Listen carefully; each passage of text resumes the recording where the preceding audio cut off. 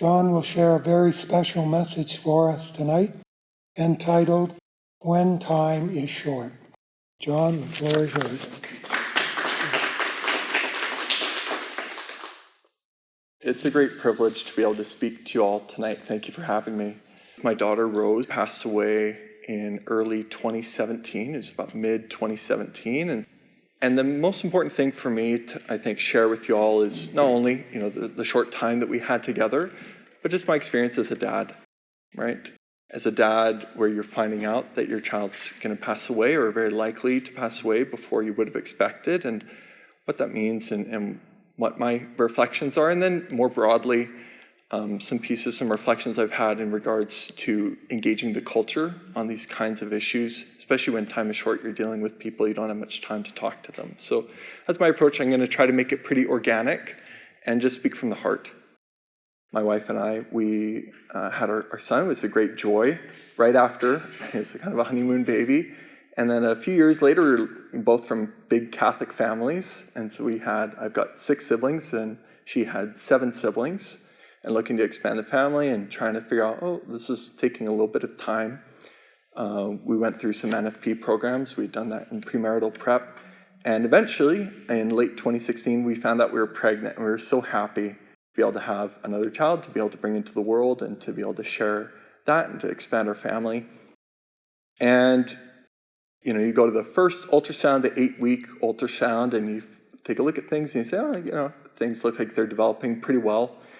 And I remember that we went to a 12-week ultrasound. It's not required usually. It's, you go to the 8-week and or the 12 or 16-week after that to check in on how things are. And as I had mentioned to Chris and Al, why are we going to the 12-week? It doesn't matter what's going to happen. We're going to love our kid anyway, right? It doesn't matter if we find out something. And we did find out something. We went into the 12-week ultrasound and took a look at things. And you can imagine, as a parent, you're looking forward so much to having another kid in your family, another child to love. And then to get that news when you're in the ultrasound room, you're ushered in, we're invited to go. The technician got very quiet and offered or suggested that we go into a different room, and we didn't really speak very much, but I think we both knew what was likely going to be happening. And then we got the news, and I don't know how many of you lost a child at some stage, either before or after pregnancy, but it's so heart-crushing to get that news. But there's nothing, as a parent, just the level of sadness of your child passing away.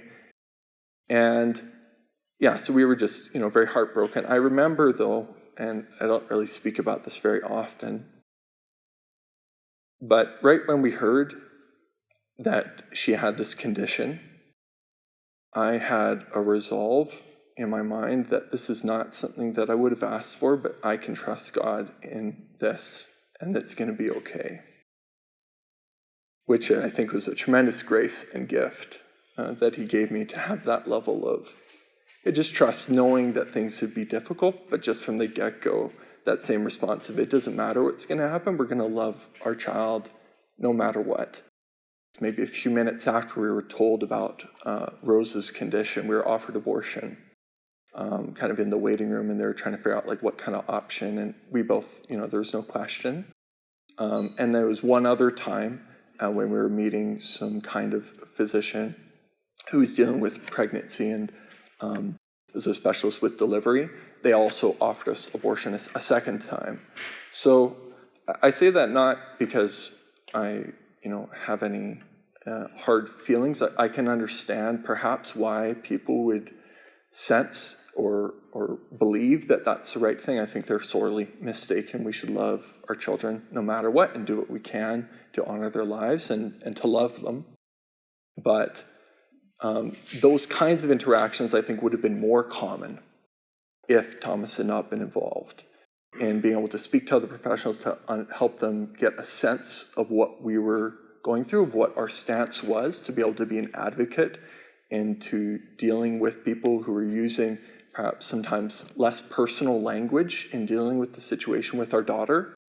to be able to communicate clearly with people that abortion's not on the table, that these are the kinds of things that the family wants. And that was such a tremendous gift, not just for all of that, but just encountering the situation that we were is not just like a problem to be solved, right?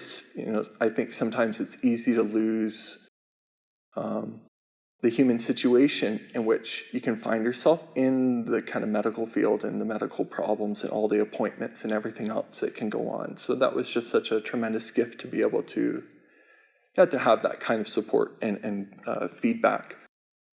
About 30 weeks into the pregnancy, there's a medical complication that left a situation where we were trying to figure out what to do. Do we induce to kind of protect the health of mom and baby? Do we kind of let things go on for a little bit? And at the 30-week mark, we chose to induce. I think it was right about at that point, which is a difficult decision to make. I think there was a lot of reflection trying to understand the circumstances that were going on and the likely impacts on baby, because again, we didn't know what was going to be happening with her if she'd lived for years. Again, it's happened depending on the severity of the case, or if she'd be passing away right away, and we were kind of cutting our own time short with her by choosing to induce. So a difficult decision.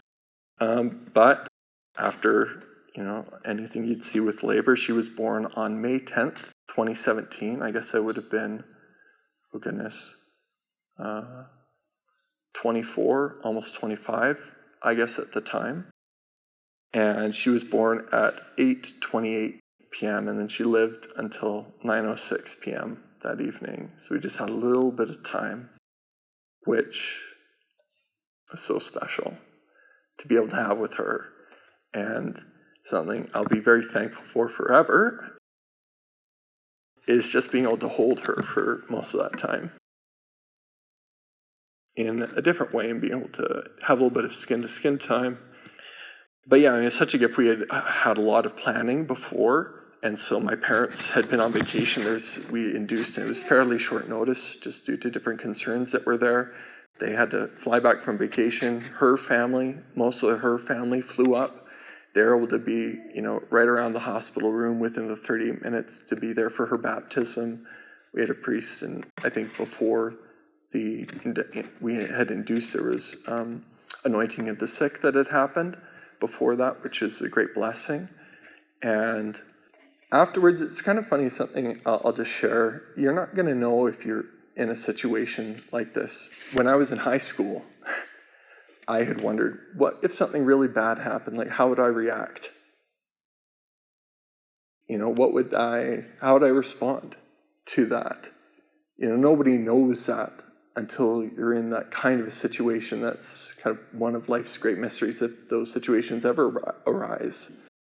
But just being a parent, I guess, layered on top of the moral component, being a parent in that situation, you don't always know how you might react in the grieving process or responding and being there with your child. So I'll just talk about her name for a second. Her name is Rose Beatrice Serafini, and that's largely in reference, aside from the last name, to this book by Dante, The Divine Comedy. And some of the meaning that was there for me, and for her, at any rate, was the rose is kind of they call these cantos, they're like chapters in the book. At the very end of the third section, so there's hell, purgatory, and heaven. At the end of the third section, there's a place where God dwells with all the saints. It's called the Empyrean Rose. And it's just where God is forever in perfect happiness. So that was part of the reasoning there with her first name. And then Beatrice is, Dante is a character. He's not only the author, but he's a character in the book. And he had lost the love of his life very early on. He didn't really have an extended romance, but this woman, Beatrice, he had been attracted to, and then she's his guide through the end of purgatory and into heaven. That he thought she was so wonderful and was such a beautiful person that he had made her into his guide to reach heaven and to be with God.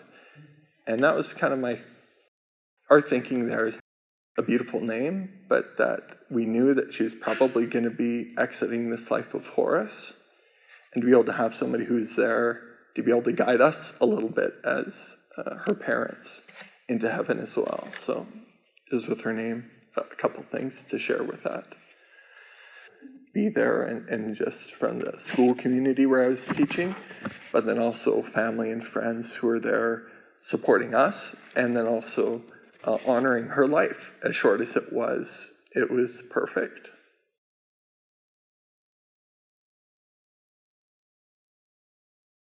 I don't know what else you'd ask as a dad, as opposed to just being able to be there and help your kid get to heaven. One little reflection just about that. I think that some people might not have faith, like with how they'd react, but I think everybody is capable. I don't think I'm some great saint, okay? But I think everybody is capable of loving their kids in that way, if they reach and ask God for some help. Well, I think just sharing experiences, it's not that common for people to go through situations with fetal anencephaly. Most children are aborted. I think it's above 90% of children with the condition are aborted. And there are other conditions that are difficult too, if it's circumstantial or, a really deep-seated health issue. I think one of the things, perhaps people get scared, especially if they have very few children or start having children later in life, just be able to talk with people and trying to be open. If you've gone through a circumstance, not everything is, love and roses and there are things that are hard, and just being real with people. And hopefully, I think something that's helpful is, like when we were going through, there were so many circumstances that never happened, but we considered and we were trying to plan to know what was kind of going on. So education, having a sense of, it's like just seeing, not just the birthing process, but then also an older family member dying, having some closeness to those kinds of circumstances, I think. I guess as it's with me, sharing my experience, I hope helps people. I've talked with a few couples, who have sometimes difficult pregnancies, or there might be something that's happening, just to, encourage them to have, to have faith and to have love and to just be there for them. So, yeah, I don't know, kind of beyond that, but just whatever God's kind of asking of me that makes sense at the time. Yeah. And it's never possible to be perfectly prepared, but we try, right? As best as we can. I try to be open. I'm pretty willing to talk. In fact, I don't think I've had a single really bad experience sharing Rose's story, ever. And there might be more circumstances in which to share it than you might think there are, even in a short conversation.